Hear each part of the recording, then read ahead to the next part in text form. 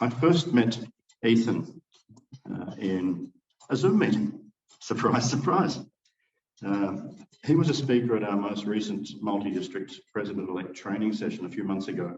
I think it's fair to say that he completely blew the audience away with his enthusiasm, his energy and his vision.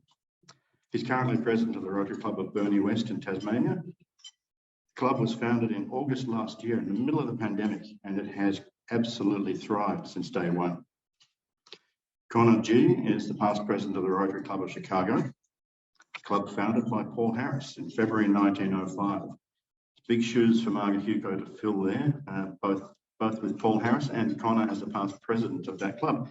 Connor's now District Governor nominee designate in Rotary District 6450, which is Rotary's home district. Now, becoming a district governor anywhere in the world is a competitive process, but in District 6450, that's a seriously big mountain to climb, even more so when you do it in your 30s. I met Connor when I was a speaker at his district's conference in Chicago in 2018, and we've been friends ever since. I met Brittany Arthur in Toronto when she was MC of the Rotary International Convention in Ian Risley's year as Rotary International President. We next met at the convention in Hamburg. And then last year, early in the pandemic, when Rotary was learning to use Zoom, Brittany and I got together with Jeffrey Cadaret, who's here, and talked about helping Rotary learn to use Zoom. And at the peak of our little experience there, we got up to 400 people online, including none other than the Rotary International President, Mark Maloney, on the day, which was just great. Brittany was born in Australia, a member of the Rotary Club of Berlin International, and has a business in Japan. She and her husband are currently living in Mexico due to a COVID-enforced extension of a short holiday they took last year. If you've got to be somewhere, Mexico's not a bad place. So. And finally, to our moderator, Ashley Coleman-Bock. Ashley joined our club in October 2019. At the time, she was a senior consultant with Deloitte on secondment with our state's Department of Health and Human Services, a role which became far more intense with the arrival of COVID. In her spare time, Ashley's a Toastmaster and a salsa dancer. She even gave our members a salsa lesson in a meeting a couple of months ago. And I'm really sad to say I don't have footage of that event, probably much to the relief of some of our members here today. And on that, I'm now going to hand straight to Ashley.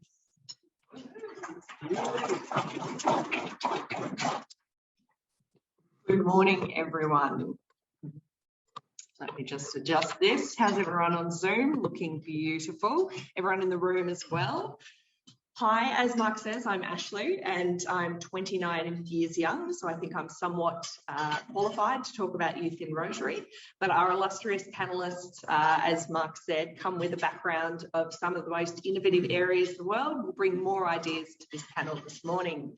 Today's topic, youth in Rotary, is very important, not just for the diversity of our members, but for the strength of our membership. This is about the future of Rotary, and I'm glad to see so many people today passionate about this topic. We will, as Mark says, be monitoring the chat box for questions, but we're starting with a set of questions all our own. So start having a think about what you'd like to ask our incredible panellists while we start asking them questions ourselves. So to start with, I see Brittany and Connor up on screen, and Ethan's coming. Let's start with a nice softball question. Why did you join Rotary? And I'm going to start with Brittany. Good morning, everyone. I couldn't be more excited to be in my home district. I spend most of my life somewhere else, not in our district. So the fact that I get to wake up this morning and be with you is just really exciting. This is actually really an easy question for me. And the reason why I'm in Rotary is because of the two people on this call. Marilyn and Peter Murray from the Rotary Club of Cheltenham are the reason not only why I came to Rotary, but also why I stayed. I'm sure that lots of people have had an experience with Rotary. The difference between kind of that one experience and then it turning into something, it blossoming into something that exactly like that imagery of a flower, Peter and Marilyn would check on me when I was 16, 17 years old. They would just send me, I think emails still, we didn't really do text those days, I think. Just send me an email saying, hey, how are you? Would you like to come by for lunch? There's this event. Why don't I come by and pick you up? They just made it so easy for me, and I always felt so welcome. So Peter and Marilyn Murley are really the people that opened the door to me, but more importantly, also checked in on me consistently and invited me always back. And now I feel like I've been speaking about youth in Rotary for so long. I'm no longer a youth anymore. But anyway, Ashley, I'll hand the mic back to you. It depends how you define it, doesn't it, Brittany? What's the age cutoff? I won't ask anyone their age this morning. What about you this morning, Connor? Why'd you join? Yeah, thanks, Ashley, and thanks so much, Mark. Really appreciate the opportunity to be on the panel this morning. So I have an interesting story about why I joined Rotary. I knew nothing about Rotary when I joined. I was told to join by my boss when I was doing marketing for a hearing aid company, because they said, you will find lots of old people in Rotary and it will be a great thing for our business. So I went to the Rotary Club of Chicago, Rotary 1, and they said, hey, you're a little young. Why don't you think about Rotaract? And I said, I'd love to, but my boss will not pay for me unless I join Rotary. And so here I am almost 15 years later. I love everything about Rotary, and just excited that I got that opportunity to join. Amazing story, Connor. We had a lot of chuckles here in the room, I'm sure, as well at home, if people could take themselves off mute. What about yourself, Ethan? Why did you join?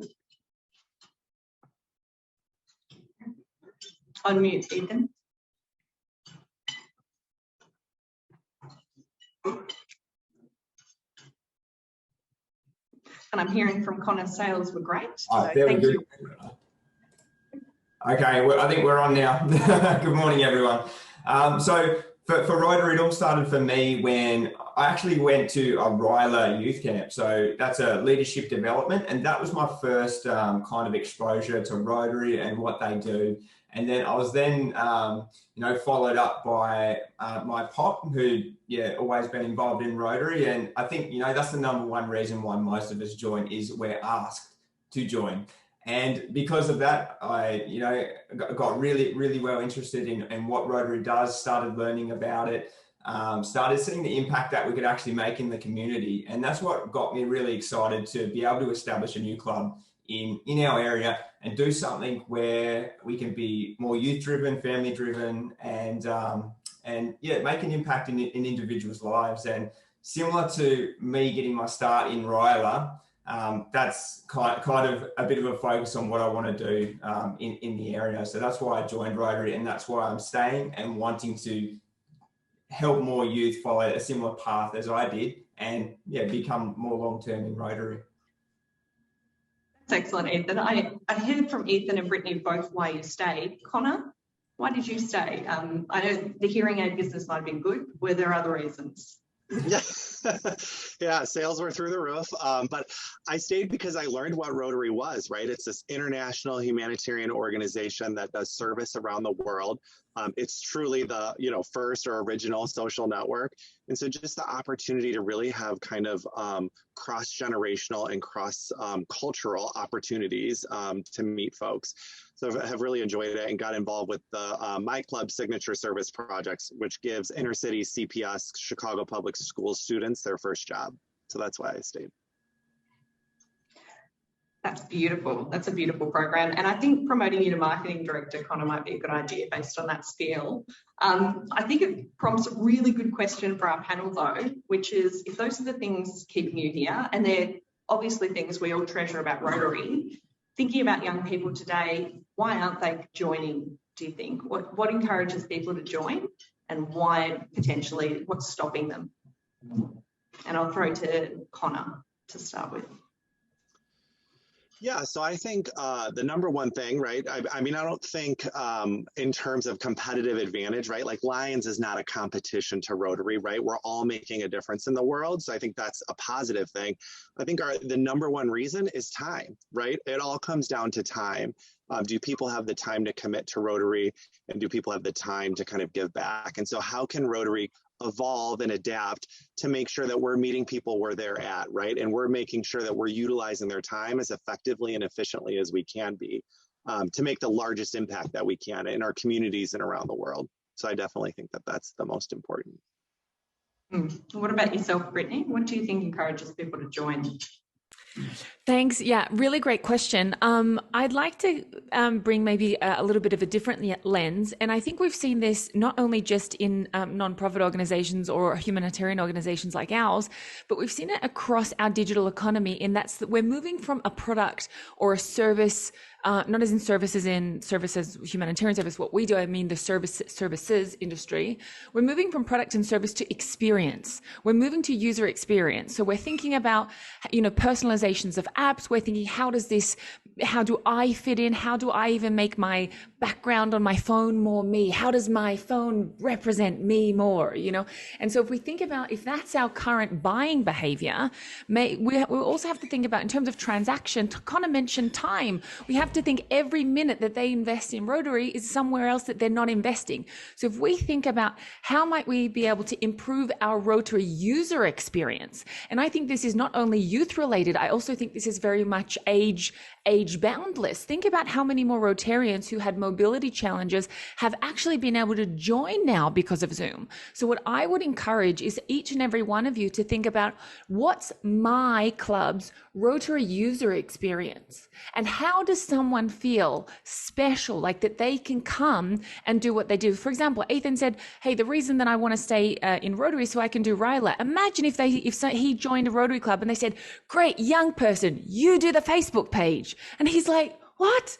I don't want to do just the Facebook page. I want to organize a RILA. So this is really what we've got to do. We've got to look at how might we be able to think about Rotary as a user experience like every other company on the planet is doing right now, and then design for those people. I love that take, Brittany, and I definitely want to come to back to that point on user experience, as I think it's important. But Ethan, we haven't heard from you on this topic. What do you think brings young people in? So I 100% agree with what can be a barrier with Connor, which is time. I really love Brittany's take on user experience. And I'd like to add a bit more to that, maybe with what our club's currently doing at the moment, because we were established last year, so we could create new rules and new ways of doing things. And with the barrier of time, one thing that our club chose to counter was to have 2 meetings a month, and we'd mix them up. So we'd have one of a night and one on a Sunday morning to switch up, the traditional week-to-week nighttime routine, so that way people don't feel they have to commit every single week, and they don't feel that I guess letting the team down if they miss their meeting and things like that, because that's a real thing.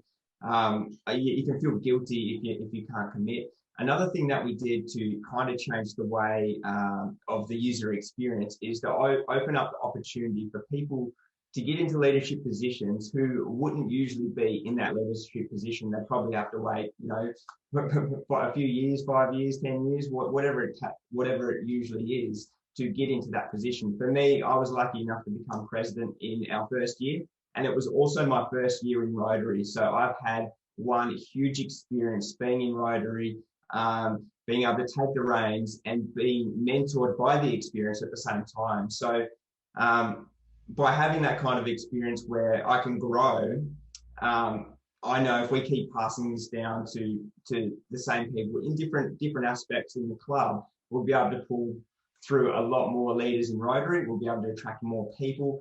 And if you can be in a position where you can give more rather than just join and then wait to be given something, then if you're given something, then you're more inclined to show up and make things happen and take ownership of it. And I think that's kind of the key thing to make people stay, to give them ownership of a role in the club. You bring up some really incredible practical examples, Ethan, which I think is great. And what I'm hearing from that user experience lens that Brittany brought up was a bit of flexibility is really important, but also a bit of ownership, giving them leadership positions they feel they can own and learn from. What are those other elements? Maybe going back to Brittany, what do you think, looking at the user experience, this is Brittany's area of expertise for those who don't know. What do you think those elements are that people are looking for? Is that to me now? Sorry. Yeah. Okay. So, no, of course. Well, here's the great thing. So I have two points on that. The first thing is, when we think about user experience, you don't have to guess what people want to do. You just ask them. So when they turn up and you say, hi, what would you like to do here? And they'll tell you, I'm really interested in youth, or I'm interested in animals, or I'm interested in the environment, or whatever that might be. So all you need to do is ask them. And asking them means that you approach them with a curious mindset. Right? That we're curious, we're interested, we want to know more. So it's not like, that it's this kind of test, that they have to pass in order to get into your club. It's an incredible opportunity for your club to adapt and to grow. If we think about a family, imagine if you have one child or an additional family member, your family dynamic changes. Honestly, this is how clubs should change. Each time a person joins a club, it should be a bit like a family, that you kind of, there's new energy, maybe some people are fighting more, because maybe some people aren't, so it's kind of like this idea that that when it comes to user experience, we need to ask, go ahead with a curious mindset. We don't just fall back on this is kind of how things are, and go ahead and find a place where, of how things already are. It's how can you, this person, contribute? Because this is so much what younger people are trying to do. They don't really have the ability to just open a checkbook and write a checkbook. But if we had, for example, like a PayPal account, I could be able to transfer you maybe 10 bucks, with my phone.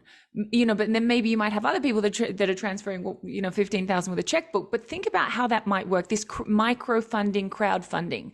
The second thing that I would say is to double click on a point that we just had from Ethan, which is to promote on potential, not experience. Promoting on potential, not experience. This means that when somebody comes to you and says, hey, I've got an idea, or what do you think? Peter and Marilyn have certainly been behind me many times with crazy ideas, but also Jeffrey, who's on the phone as well. I've also called with him and said, Jeffrey, this was actually at the start of last year. I said, I want to do a Zoom meeting to kind of show that it's not that scary. Do you think you'd be able to come? And he said, not only can I do that, but I'll see if Mark Maloney's also free as well. Mark Maloney joined.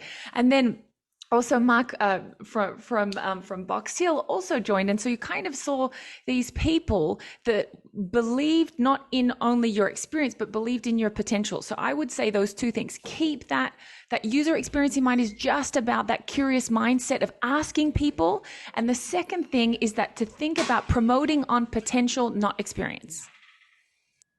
That's an incredible point, Brittany. I want to go back to the first one, though. You mentioned asking people what they want when they come in the door. I think many Rotarians on the call are probably saying, yeah, we have everyone's bio when they come in, or we get them to fill out a form. We have a set of questions. What's the gap then there? Probably linking those needs to what's in Rotary. Has anyone on the call seen an opportunity where this has worked? Has anyone seen a good example where we've linked what people have said to us when they come into the club to what we were able to tailor and give them? And I think, Ethan, you kind of touched on that a little bit, but I'll throw it both to Ethan and Connor if either of you want to jump in. Also, just quickly, if I may, Jeffrey also had his hand up. So if we go Ethan, Connor, and then I think also Jeffrey had a story to share. Yeah, sure. So yeah, definitely 100% just ask what people want. And yeah, people will tell you. One interesting thing that happened is we had our secretary, you got a job offer at this, like on a luxury boat in Tasmania. So he was going to take that. So he wasn't able to fulfill the secretary role anymore. And this person, to replace him, they put up their hand and said, I'll do secretary, but I'm not sure if I could do it. It was something they really wanted to have a go at, and I guess push themselves with, but they had this uncertainty about them. And I remember saying, yeah, you can have a go for it, and I'll help you do the minutes. I'll go through with you what you've got to do. I set a date, set a time, and then maybe an hour before me going over to help them with the minutes, they sent me a text and said, Ethan, I've done it. I've done the minutes. I've figured it out. I've sent them to you. Have a look over it and let me know what you think. And it was 100%. And all they had to do was get the opportunity to have a go at it and show that they could add the value to the club. They surprised themselves. They surprised the members, and they're absolutely blasting through that role. And they've been doing it up until this point. So I think if people put their hands up to have a go at something, it's obviously something deep down that they have an interest for, that they really want to have a go at. And I think just allow people to go where their strengths lie and where their desires are, because essentially if somebody's passionate, they're going to put out a good product. They're going to put in a good amount of work to make it succeed. And I want to pick up on something you mentioned there, Ethan. There's an element too of this where people will be unsure, and that some of it's testing and failing. And it's so good to hear that sometimes we test and we win, and sometimes we just go back to the drawing board and try again. Connor, did you want to weigh in on the same topic? Yeah, so a couple of things. First off, like what Brittany was saying and kind of what's happening in the chat around kind of potential and not experience, right? Imagine if Box Hill said to Mark, you got to be president first before we want to listen to all your ideas about building toilets in India, right? Imagine how that would delay things. Or, oh, you got to be district governor before we listen to your idea to kind of talk about Rotary within our region or within our district. It's really kind of like those ideas. You have to be able to entertain them. And the wildest ideas sometimes are the best, right? And you kind of have to user test them and make sure that you have that experience and you kind of test that out. The other thing that I'd mention that kind of was intertwined with what Ethan and Brittany were both saying was around kind of this value proposition, right? I think it's so important that you have regional areas for Rotary because your club cannot be everything to everyone, right? If I was in my 60s and I said, hey, Ethan, I wanted to join your club. Well, his club's identity is around families and young families, right? And so it's like, again, that's so important. And so I think that's why it's really exciting that Rotary International has created the flexibility around satellite and cause-based clubs. Because again, as Brittany said, if someone's coming in as a potential Rotarian and they say, hey, I'm interested in human trafficking and I want to make an impact in that area, hey, they can go join that club, or they can be a part of the fellowship or Rotary Action Group that is existing to kind of, address that or to be a part of that. So I think what's most important is that you ask people what they're interested in and kind of their why of Rotary. And then maybe again, maybe that fits with your club, great. And maybe it doesn't, but that's okay too, because there's another club that fits with them. So I think that's what's really important, to make sure that you're making that connection because that's what's going to keep them and that's why they're going to stay. Excellent point, Connor. And we had a little cheer from the room from the anti-trafficking groups. I hope for anti-trafficking, otherwise that's a bit of an odd cheer. We'll just in a couple of minutes go into breakout rooms, so give everyone the opportunity to speak. But I noted that I think Jeffrey had a comment. Jeffrey, unfortunately, you can't unmute, so Mark's just going to find you and unmute you quickly for a comment, and then we'll likely. You've got to promise it's quick, Mark says. Just to let you know, during breakout rooms, we're going to break you into small groups of 4 or 5. You'll be able to discuss in groups key breakout question, which is what innovative things have you seen work? So what have you seen work? We're hoping that with a global audience and a community on this call that's massive, we'll be able to share with each other what we've seen work and some of the stories we have from our local areas. But I'll hand over now quickly to Jeffrey. What's your story, Jeffrey? Thank you. And Mark, yes, I'll make it quick, Master. My kids, Jess, Jackie, Josh, and Ashley, have all been immersed in Rotary for their entire lives. And there was not a chance, not a snowball's chance, that they were ever going to join a breakfast, lunch, or dinner club. And my daughter, Jessica, who is 29, whose 10-year professional career has been around the environment and climate and conservation, came to me about 6 or 8 weeks ago, sitting on my deck and said, Dad, I want to be a Rotarian. Now, we almost had to call the paramedics because it was an extraordinary, I'm a 2nd generation Rotarian, she'll be 3rd generation. Turns out that my district is starting a cause-based club, as Connor had pointed to, an eco club. And Jessica, in 2 weeks, will become a charter member of the Eco Club of District 7450 because we showed up where she was. She wasn't even looking where we are. And that's what it's, whether it's younger people or people of any age. We can't depend anymore on people showing up where we are. They're not even looking where we are. We need to show up where they are. And I am just proud as heck, 2 days past Father's Day, that my daughter is going to be a 3rd generation Rotarian. The end. Mark, go to your breakout rooms. Thank you, Jeffrey. An incredible story, and 3rd generation is just wonderful to hear. So we'll go now to breakout rooms. Just a reminder, the question is, what have you seen work? in attracting and bringing younger members into Rotary. We'll be there for about 8 to 10 minutes, and then we'll come back and resume the panel. So as we come back, very excited to move into the second half of our panel. Just a reminder, if you do have questions for our panel, we'll take questions from the chat. So if you want to think about your questions, what do you want to ask them? Dump it in the chat. We're monitoring the chat at all times, and I will ask our panelists questions from the chat as we go into our second half. In the meantime, I have a very important question for our panelists. I think one that everyone will be interested in. What practical actions can clubs take? So I think we've talked in the first half of the panel a lot about how we can develop that value proposition, how we can look at user experience, how we can sort of match people coming into the club to what they want to do. But let's talk really practical now. Are there particular things you've seen work? Are there practical actions clubs can take? What are those important actions? And I'll start with Brittany, because you're nodding a lot. No, my nodding is understanding. This is my too many years in Japan, nodding, yes, yes. And then when they ask a question, what? What's understanding?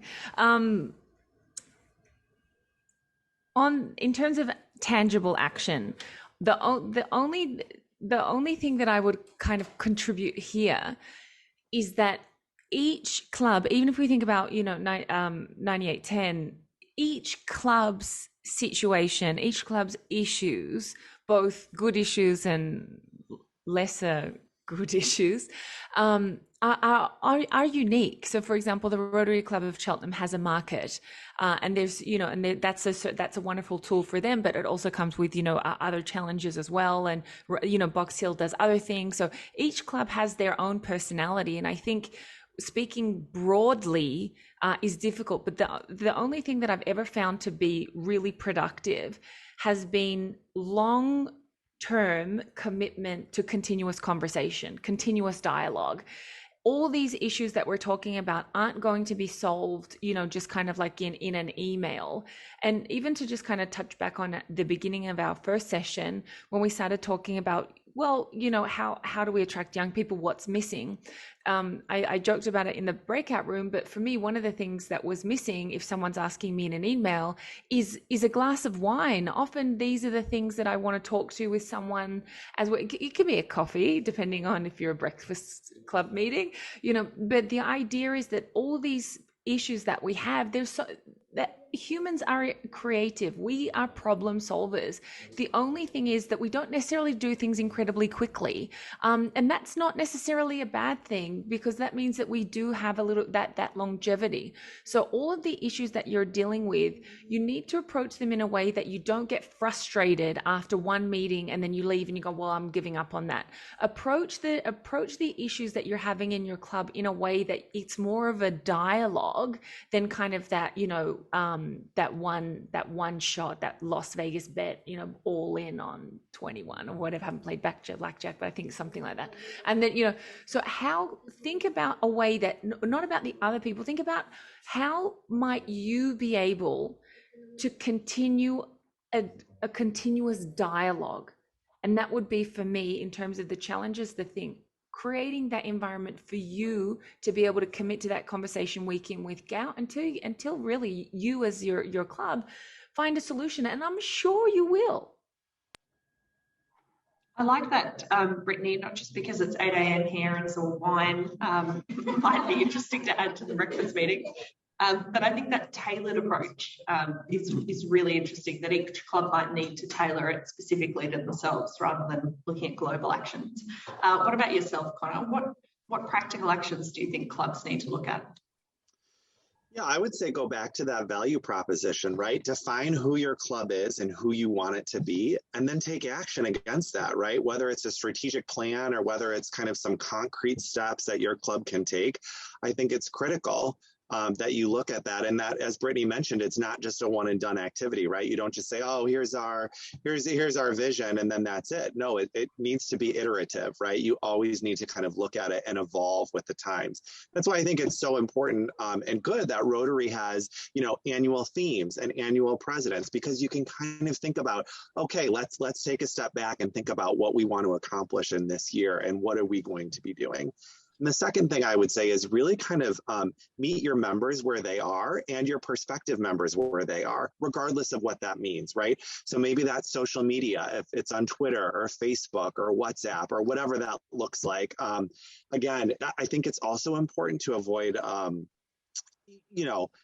being too much to too many, right? So again, I think you have to say, what is your value proposition and how are you going to communicate that and market that to your prospective members? I would say that's what's most critical. I really want to pick up on that point, Connor, of meeting young people where they are. We had a conversation, one of the breakout discussions here in the room about the changing nature of social media, how many Rotarians expect young people, and I'll count myself as a young person, to know social media, to engage with it, to be on it. I actually don't have most social media accounts, and most young people these days between sort of 20 and 30 have a new set of accounts that you've probably never heard of that aren't Facebook anymore. Facebook's really not the go-to platform. It's seen as very corporate. So that changing nature of things, you've got to find out where people are in your district and area and then meet them. And that's not necessarily always social media. For me, much like Ethan, I came in through a Ryla Club. So I'll throw to Ethan. How do we meet people where they are? So what are you doing to sort of pull people in through Ryla? Well, yeah, that's the 100% with Connor and Brittany is just absolutely spot on with what clubs could do. One thing that I'd like to add, which is fitting in with our club strategy, is we want to send as many youth as possible on these youth leadership programs to help them develop leadership, develop the confidence and belief in themselves. And then we want to keep connected with them. I know our Ryla participant came and they spoke at our club and they brought their friends and then they're expressing an interest to join our club. And that's the strategy going forward. We want to get youth participating in leadership and then coming to our club, developing that relationship, showing them what we do and show them how they can use the leadership skills that they developed in our Rotary Club. And for clubs right now, something that you can do, you should have a database of people that you've sent to on youth programs. And if you simply just to go through all your database of the people that you've sent, you can reconnect with them, check in, see how they're going, where are they now? Maybe they can come back to your club and speak. And then that's your opportunity to, again, maybe ask, what do you like about the club? What would you like to see in our club? And then you can start doing your club development from those discussions and straight from the youth's mouths. And it's the best way to, I guess, bring them back and find out. Ethan, I really like that take because it links in well with what Jeffrey was talking about before. So if you are going to reach out to previous members or a network that you have to ask if people would like to join, you can also look at the next generation down. Do they have teenagers that want new leadership opportunities or skill development? So that's a great way to build that. I had a comment in the chat that I think is just beautiful from Grant. We should be looking for big hearts and inquisitive minds, which I think is very true, not just in young people, but across the board. So thank you for that, Grant. We also had a comment, time poor young people needing long-term connection is something that we're hearing. And I think that was from Shane from memory. So that was picking up on something you said, Brittany, that young people today potentially need connection and need community, but don't know where to find it or don't find they have the time to get it. And Rotary is obviously one of the ways we can provide that. Do you think you're seeing this in younger members, Brittany? Is this something that's part of Rotary's sort of value proposition as we're talking about? Absolutely. And I'll tell you why. The job market has changed so dramatically over the last not only 15 years, but 10 years, and even the last 24 months, that this kind of idea that a person joins an organization, joins a company, stays with them for their entire life and gets trained kind of on the job, that's gone now. That's gone now. Young people now are responsible for their own learning. Often there's no longer a corporate learning path for you. Okay, well, you've done your speaking training, you've done your, interpersonal training, you've done your cultural training. Here's the next thing. We don't have these lists anymore. Often you get like a budget. Here's $1,000, use it as you like. Well, how do I know? What am I supposed to get better at? I don't know. And so I think Rotary, with not only the the Rotary Leadership Institute, but RILES, even just Rotary meetings themselves, just being around people who you can talk to, become friends with, and maybe those friendships even turn into kind of like a mentorship, is absolutely a part of the Rotary value proposition. And this also requires something different of Rotarians. It doesn't require your money. It requires you to give of who you are. It requires you to just listen to someone that says, for example, it can be anything. Like, I remember when, for example, quite an extreme example, but at the end of my whole life was guided around studying in Japan, around Japan. And then I was going to do my ambassador scholarship in Japan.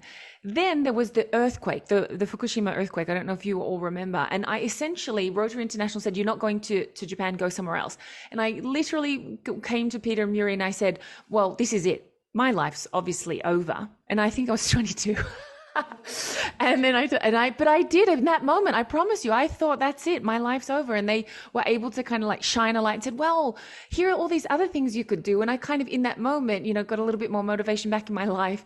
And so this is essentially this is even going back to what Rotary really was at the beginning. This is so much about our value proposition. It's not, of course, it's the projects, but it's also you as a Rotarian giving of who you are. So for me, this is 100% what we can do, because the companies have changed and they don't offer it anymore. So young people don't know where to go. So this is the place. Very compelling. Round of applause from the room if you can't hear that. I really identify with that. I myself have worked for 13 companies in my lifetime so far. And there you go. Yeah, there you go.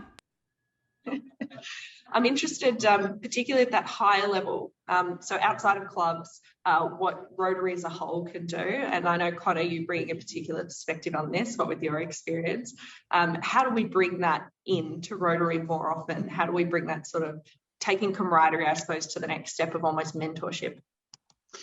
Yeah, so for those of you who were able to attend the virtual convention, and Jennifer Jones accepted her nomination as our first woman president for Rotary International, she said, different is good, different is me. And I think her niece said that in a poem. And I think that's important, right? That you want representation. And so again, I think Rotary clubs and Rotary leadership has to look like the communities that we serve. And so if that means bringing in different perspectives, new people, thinking about what's really important, distilling down, okay, as a district governor, what do you really have to do, right? Getting back to this time, should they really visit every club? What does that look like, right? And how can they best support the district and the district's goals and vision and opportunity to kind of execute against that? So I think that's what's really important. And I think I've been lucky enough that my club, the Rotary Club of Chicago, and my district has said, okay, you have these different ideas and we want our district to look like, our communities. And so, okay, we want to have, younger representation. We want to have diverse representation. And so we've really looked at that, not only at district governor, but also at the board level and at the club level. And that, Connor, is a nice note to almost wrap up on. We're just about time here in the room, but I want to put to our panelists one final question.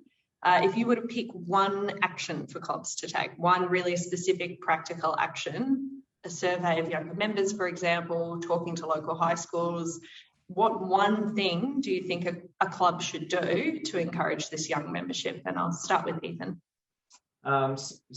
Basically what I touched on before, reach out to the database of the youth that you've sent on the camps and the leadership development opportunities, and then ask them to come back to your club and just ask the question, would you like to join our club? And if not, why not?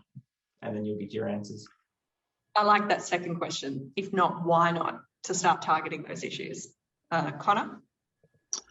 Create a plan and execute against it, right? So create a plan for what your vision is, what's your value proposition as a club, and then come up with concrete, tangible items that you can use to execute against it and be successful. Simple Incredible and to the point. Sounding very Chicago, very businessy. Love the work. Brittany. I would say that our volunteer organization, the fact that we volunteer our time, doesn't mean that that's an excuse for poor work. If anything, because people don't pay, often I hear that, well, I'm not getting paid to do this. I would say that the volunteer element of our organization requires not less of us, but more of us. Requires more of us, because you can't get away with just paying an extra $100 to do something. You actually have to do it, right? So this idea of the volunteer requires more of you. And I would bring out how that relates is that I want you to think about deeply about your club, about your experience. Well, are we here just because we have to be, or are we here honestly because I want to be? And I'm not talking about youth. I'm not talking about even Riley. I'm just asking you, how's your Rotary experience? Are you enjoying it? Because if not, nobody wants to go if you're not enjoying it. So begin with you and invest in your own Rotary experience so that when you do talk about a Rotary to someone, they see in your eye, they see that sparkle and they go, hang on. And often you won't have to drag them along anymore. You'll say, hey, I'm going to Rotary. And people will be like, what's that? Can I come? The way you said it made me want to go, you know? So I would encourage you to think that the fact that we volunteer our time doesn't require less effort, it requires more. And reflect on your own Rotary experience to make sure that you are just having the best time. You're having the best time. Because if you're not having the best time, it's difficult to make anybody else have a good time too. So focus on your experience. Be a bit selfish and focus on your experience, and it'll get better for everyone. Thanks, Brittany. So that brings us to the end of our panel. Thank you to our incredible panelists. Stay on the line though, it's not the end of our meeting. Our illustrious President Mark is now coming up to do some thank yous. So thank you all for your time. Thank you to our panelists, and I'll hand over to Mark. Oh, how about that? Thank you very much, everyone, for attending today in the room and on screen. Our three panelists, I'm just so grateful to the three of you for giving up your time today. As we've heard, young people are busy. In fact, everyone's busy, but young people in particular are busy. So for you to give up some time and come and really give us all stuff to take back to our clubs to think about is just wonderful. So, and I'll be disappointed if I hear from clubs that say, well, I'm not going to do something now, because clubs should be saying, I'm going to do something now. That's what comes from this kind of conversation. Among the projects of the Rotary Club of Box Hill Central that we have, and we have many, there's one that's very close to our hearts. It's called Operation Cleft. In the 16 years since the project was started, we've provided cleft lip and cleft palate surgeries for some 15,000 children born with those conditions in Bangladesh. And as our way of thanking the three of you for giving up your time today, we're going to be making a donation towards just such an operation in each of your names. And our club secretary will send you a certificate to that effect, which you can put on your wall, on your social media, show off to the world, and just remembering that just by visiting us, a child's life has been improved. So thank you so much. Now, Ashley, what a great job. Amazing. Amazing. Boy. So Ashley informed me last week that she won't be able to attend our changeover dinner next week. She's another one of these young people who has other things happening in her life apart from Rotary, which is all very well. And I accept you're not coming along, Ashley, but I did think that on that basis alone, I should make sure that I choose today as an opportunity to thank you for everything you've done. Our visitors today have seen you as a moderator, but as our club members know, it's a small part of your contribution to the club. And it's my great privilege today to inform you that the club has made a $1,000 donation to the Rotary Foundation in your name, allowing me to present you with the Paul Harris Fellow.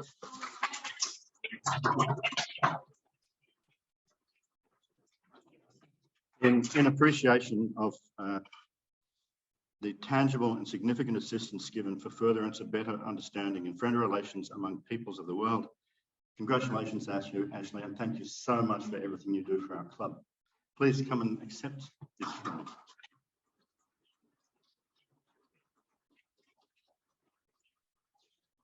There's your pin. I have a certificate over there, which I'll just have to give you afterwards. And on that note, everyone, with 2 minutes to spare, we're actually on the verge of winding up here. Again, thank you all so much for joining us. what a great lead into the end of this Rotary year, and looking forward to seeing what next year brings. Lots and lots of young people joining clubs, please. Mark, before you let everyone go, I know this was to recognize your year as president. So I just want a round of applause for you, Mark, for everything that you've done for your club. I'm sure they're honored to have your leadership, but just wanted to recognize you before we close out. So thanks, Mark. Thanks, Connor, and all the best with your lead up over the next couple of years to your big years. All right, thank you, everyone.